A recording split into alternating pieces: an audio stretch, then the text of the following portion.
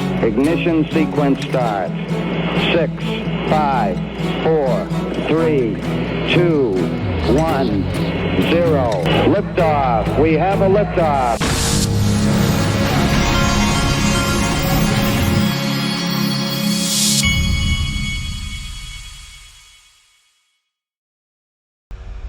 Hey everybody, this is the Digital Asset Investor, and let's start here. Cerberus, I missed this. Cerberus was named 100 most influential companies 2024. This is the AI chip maker that has those huge chips. They have been added back to the Link2 platform. This is one of those that sells out every time it goes on. They were added back, so go check it out and see if there's any left. Link2 is my sponsor. It's linqto.com. Check it out. Dark Defender sees the same pattern now as we saw in 2017 when XRP went up to 382. Formed a similar pattern, making us feel the same as we did in 2017. Well, there's some major differences. First of all, the entire industry is not trying to bash Ripple and XRP. Second of all, there's a stable coin on the way, probably an ETF on the way, regulatory clarity on the way. We are in so much better of a spot. 382, to me, against the backdrop of everything that has changed now, it's peanuts. I'll be here for a while. Don't you worry about that. Okay, over at Apex in Amsterdam, Apex 2024, RLUSD is born. Brad Garlinghouse refers to it as real USD. Okay, this is Emi Yoshikawa revealing Ripple's stablecoin named RLUSD at Apex. And then here's Brad Garlinghouse telling you what it is. The name of the Ripple stablecoin will be RLUSD. I like to call it real USD, Ripple USD. We're very excited about this. I also will emphasize, as I've emphasized many times, we think this is very much complementary, additive to what the overall XRP ecosystem is doing. The name of the Ripple stablecoin will be RLUSD. I like to call it real USD, Ripple USD. We're very excited about this. I also will emphasize, as I've emphasized many times, we think this is very much complementary, additive to what the overall XRP ecosystem is doing. How many of those people, how many of the anti-XRP army tried to throw shade when they announced this? Like, oh, they're not going to need XRP anymore and all that stuff. Here he is from another angle, because you need to hear it as many times as possible. The name of the Ripple stablecoin will be RLUSD. I like to call it real USD, Ripple USD. We're very excited about this. I also will emphasize, as I've emphasized many times, we think this is very much complementary, additive to what the overall XRP ecosystem is doing. Anything we do in mind of how do we make sure XRP is as successful as possible for everyone here. Having, as David talked about stablecoins this morning, having liquidity on chain, having the bridging and bringing better on ramps and off ramps, that's good for everybody. In no way does that take away from our commitment and our. Alrighty, and then here's let me see if I had. Okay, here's David Schwartz on stage. We're going to build that. I'm going to go into more detail on each of these, but I just want to give a broad description of them on one slide so that you can sort of get the vision for where we're going and where we are. If we get too down in the weeds, we kind of lose the big picture. So the big picture, we have the automated market maker. It launched in March of this year. There was a little bit of drama around the launch, as many of you know. I see some smiling faces. I'm glad we're past that, but it's working very nicely now. The lending protocol has been released. We'll talk about that in more detail, but that's another example of that sort of, that'll be very regulated lending. There'll be commercial, real estate lending, but it will be tokenized on the back end, so we're enabling the DeFi ecosystem. Decentralized identity, if every project has to launch its own identity infrastructure, it's just going to be terrible for everyone. Oracles are critical for things like over-collateralized stablecoins, tokenized collateral. You need to have pricing information.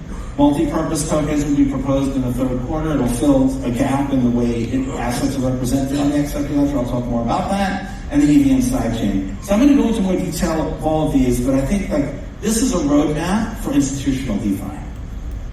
There you go. A lot going on.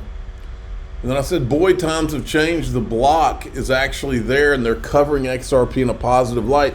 This is one of the periodicals in crypto, if that's what you want to call it, one of the media outlets in crypto for years. Years. During ETHgate, during the Ripple lawsuit, before the Ripple lawsuit, it was all negative, just like CoinDesk. It was all negative, just like a lot of the YouTubers, like Laura Shin, just even Ryan Selkis, who's now changed his tune after his dunking in the booth. So this is a significant thing, and you remember Jimmy Valley said that when he went to Consensus this year, it was almost like it was an XRP conference. And make no mistake, the XRP army helped to change the entire game, folks, on that. So now they're there and they support it, and so we support them. Then this is Emi Yoshikawa walking into Apex. Look at this. How cool is this entrance thing?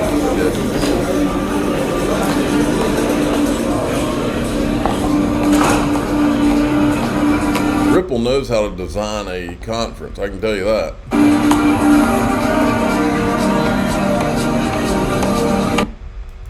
And then over here, here's a couple of more scenes. This is Brad Garlinghouse and David Schwartz on stage. This is, drawing a blank on her name. That's Nancy Beaton from Uphold. And then, what is that girl's name? She's got a unique name. Where is it? Over here? She works at Ripple, and then I would know it the second you said it, and I don't know his name. But anywho, let's see if it says it down here. It does not. I'll think of it later. All right. Then we've got, here's another guy that was walking in from Ledger Integrations. See what his name is. He's there with King Karen, and then it doesn't say who. I guess he's Ledger Integrations, but they're walking into. Watch this. Give you an idea. Good morning, good afternoon, good evening, everyone. I am walking into Apex, and I'm here with my friend King Doggo. How you doing, King? I'm doing great, man. How are you? Good. It's really good to meet you here at Apex. So we're getting ready for David Schwartz, so we're going to be late, so we're going to head on in. I'll bring you with me for a minute so you can see what's happening. take a look at that.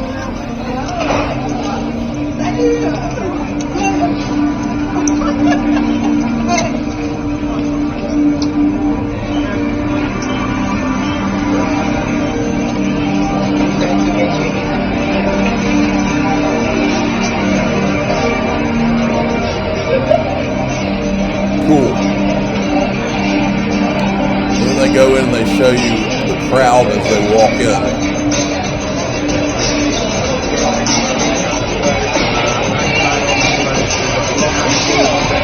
All right, I don't know what the deal is with the music, so let me go forward a little bit. All right, so that's pretty cool stuff. Looks like they're then Ripple X had put this out, introducing the XRP EVM sidechain. We're excited to bring Ethereum virtual machine compatibility to the XRP ledger, enhancing interoperability, unlocking new opportunities, DeFi, real world assets. Ripple engineering team is collaborating with Peersist. And then it goes on, let's see. In regards to XLS38 cross-chain bridge, while still potentially useful for custom sidechains, would not be user-friendly. While the amendment will remain active for voting, Ripple's UNL validator will vote no until team can validate the feature. Anyway, they're just going into all, this is all the developer talk going on. But the bottom line is that Apex represents major strides forward. This Apex, I went to one in Vegas a couple of years ago, and this one I can tell is the biggest one yet from all the ones that I've seen. So that's a good thing for you and for me. Then Ray Fuentes caught this clip with this Versan, who's one of the Black Swan capitalist brothers. And I agree with Versan right here. I think Tether is no different than Bitcoin. I think that it was created as a prototype, and I think that it was like a beta test, and I think that they will either allow it to live or they will destroy it. I don't think there's any in between. They're either going to allow it to live, or the plan all along was to destroy them both. And I think if you destroy one, you destroy them both. Tether is a massive bubble. Yeah, that's at least you destroy the price in the short run. You know, it's a bubble waiting to burst. Let's hear that again. Tether is a massive bubble. Yeah, that's really it. You know, it's a bubble waiting to burst. Massive Tether bubble. I have to say, I think he's right. Let's listen to this first part of John Deaton talking. Listen to this. I shocked some people when I went on local television here in Boston. I said that Elizabeth Warren is the single biggest lobbyist for the banking industry that we have today. And I think it comes down to, you know, she wants control. And if she can get us to have only 5 or 6 major banks and she can control those banks, you know, you think about that programmable money and you think about a Federal Reserve issued CBDC. I'm not engaging in hyperbole when I say that it's the biggest threat of economic freedom of my lifetime. When they control your money, they control your life. All right. It's important that you hear that part as we go into DAIXRP.com, because Elizabeth Warren is not against blockchain. Neither was Jamie Dimon. What they're trying to do, they want blockchain where they continue to control the system, and then they enhance their ability to control you and me. And I'm going to show you just how dark and evil that path will get if they're not stopped. That's what we're going to talk about in DAIXRP.com. I'm the digital asset investor, I'm not an investment advisor. This is for entertainment purposes only. Please subscribe, hit the like button. Tell your friends and family that away we go.